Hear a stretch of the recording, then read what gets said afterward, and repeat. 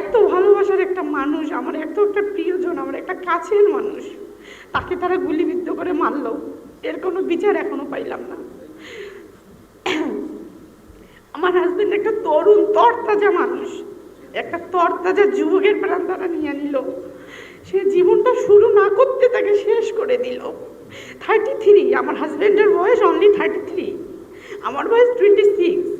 এই 33, 26 কি করলাম, কি সংসার করলাম, কি জীবন করলাম, এখানে ইট করে দিল, এরা আমাকে শেষ করে দিল। বাকি জীবনটা আমি কীভাবে কাটাবো আপনারা বলতে পারেন?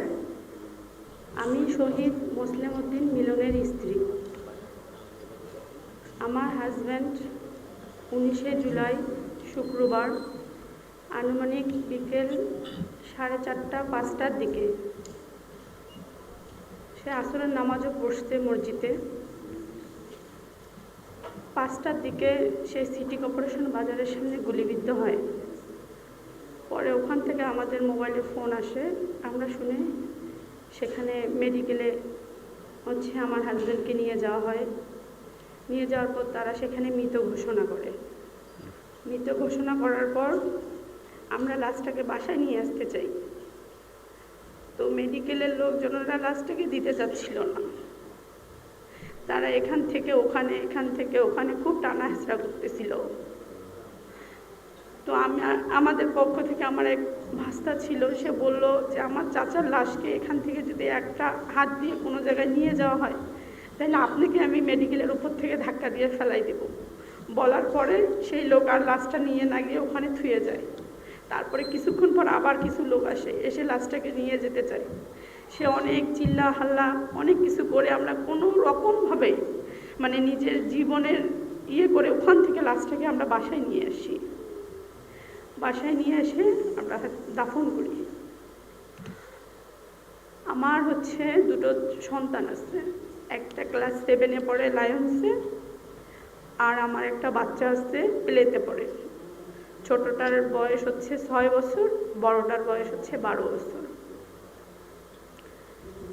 তো আমার হাজব্যান্ড ছাড়া আমাদের পরিবারের কেউ কর্ম দেখা একমাত্র কর্ম উপার্জনকারী ব্যক্তি আমার হাজব্যান্ডই ছিল।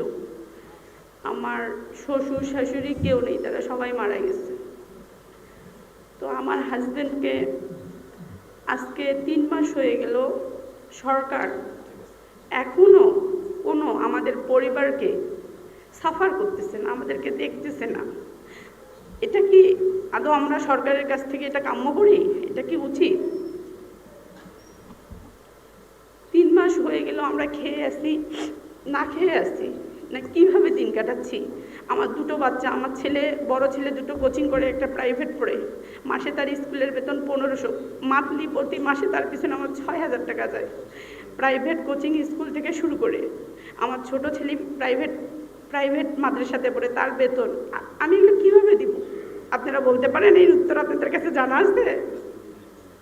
আমার হাজব্যান্ড থাকলে তো আজকে আমি আপনাদের কাছে এই উত্তর চাইতাম না। আমি উত্তরটা কার কাছ থেকে নিব বলেন তো?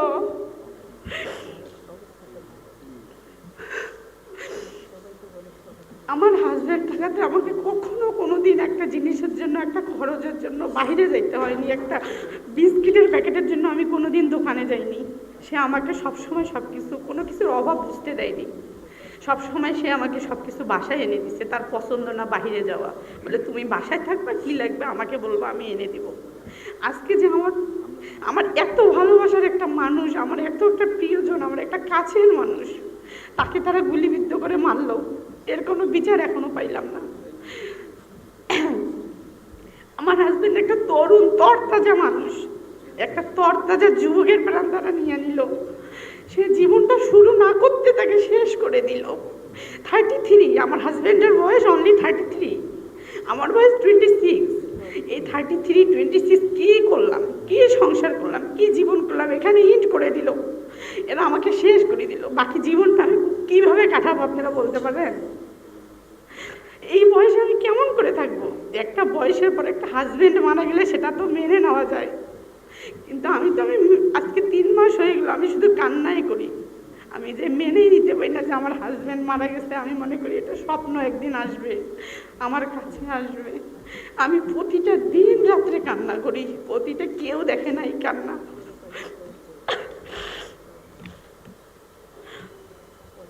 সরকারের কাছে আমার একটাই রিকোয়েস্ট, একটাই আবেদন, যে আজকে এই শহীদদের বিনিময় আপনারা স্বাধীন দেশে মুক্ত বাতাসে উঠতেছেন। আপনারা ঘর থেকে বের হতে পারতেন না, দিন দুপুরে আপনাদেরও আমার হাজব্যান্ডের মতো মৃত্যু হইতো, গুলিবিদ্ধ হইতে হইতো। আজকে আপনারা হয়তো বা বেঁচে আছেন, এইটা ফিল অনুভব করতে পারবেন না। আসলে যার হাজব্যান্ড গেছে সে জানতেছে যে সে পৃথিবী থেকে কি হারাইছে। আমি যদি এটা বলতে যাই এখন, সকাল থেকে যদি শেষ বলতে যাই, সন্ধ্যা হয়ে যাবে, লেখা শেষ হবে ডায়েরির পাতা, কিন্তু আমার কথা শেষ হবে না। ইতিহাসের পাতা শেষ হয়ে যাবে, কিন্তু আপনারা আমার কথা শেষ করতে পারবেন না। আমি যে পৃথিবী থেকে কি হারিয়েছি একমাত্র আমি জানতেছি। একটা আমার মাথার উপরে ছাতা ছিল, সে ছাতাটা নাই। এখন আমার শরীর ভালো না থাকলে কেউ বলে না যে তুমি কেমন আছো, ডাক্তারে, গতকালকে আমি ডাক্তারের কাছে গেছি, আমার হাজবেন্ড ছিল না, থাকলে সে আমাকে নিয়ে যেত। তাহলে আমি যে কি হারিয়েছি একমাত্র আমি জানতেছি পৃথিবী থেকে, এটা তো আমি বলে বোঝাইতে পারবো না। তো আমার একটাই অনুরোধ সরকারের কাছে, যে আমাদের শহীদ ফ্যামিলি, শহীদ পরিবারকে যেন দেখে তারা। আবার বাচ্চা দুটোর, তার বাবার ইচ্ছে ছিল যে বাচ্চা দুটো পড়ালেখা শিখে অনেক বড় হবে। সব সময় সে বাচ্চাদের পড়ালেখার ক্ষেত্রে খুব বকাঝকা করতো যে পড়ালেখা করবা, তোমরা মানুষের মতো মানুষ হবা। তো আমার একটাই কথা সরকারের কাছে, যে আমার বাচ্চা দুটোকে যেন মানুষ করার মতো তারা সাহায্য সহযোগিতা করে।